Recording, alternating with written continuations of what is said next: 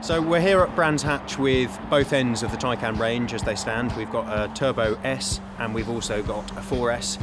And together what we're hoping to do with those is to set out and achieve a total of 12 UK motorsport records, with the pinnacle of them being the 1,000 kilometres. Brands Hatch has been the scene of a number of victories for Porsche in endurance racing, 1,000-kilometre races. We're celebrating and commemorating with our tribute liveries. We have a really good driver lineup. So these guys, they're used to going fast, but they're also proving very, very good at understanding how to just maximise their driving style to promote efficiency over the lap, which I think is going to make us the difference.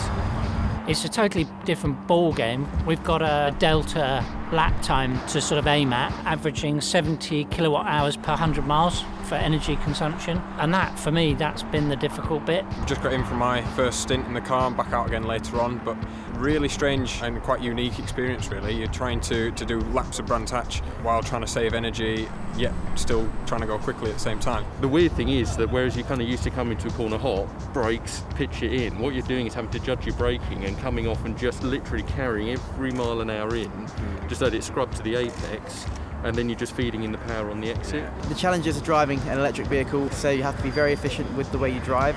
Obviously the complete opposite compared to what I'm used to. I mean, there's a lot of different driving styles and techniques you can use to get the absolute utmost from the vehicle. It's the first time I've driven a battery electric vehicle. It's great that it's a Porsche. The Taycan is obviously an exceptional car. It's made a big impact on the road, and it's obviously the ideal vehicle to be the first one to try and take a record for battery electric vehicles on the circuit.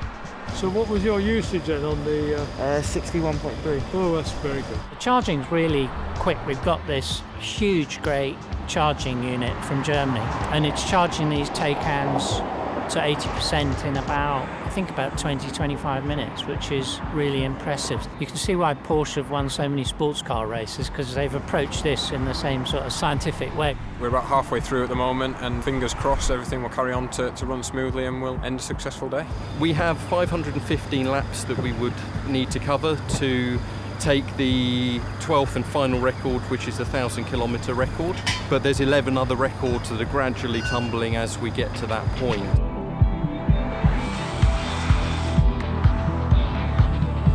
To get to the finish, I think it's now 2 stints. We've got to try and get about 70 laps out of each stint, which is going to be tough in these conditions.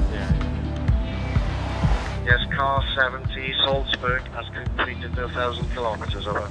It was getting close towards the end. We only had about 10-15% left, but we did it.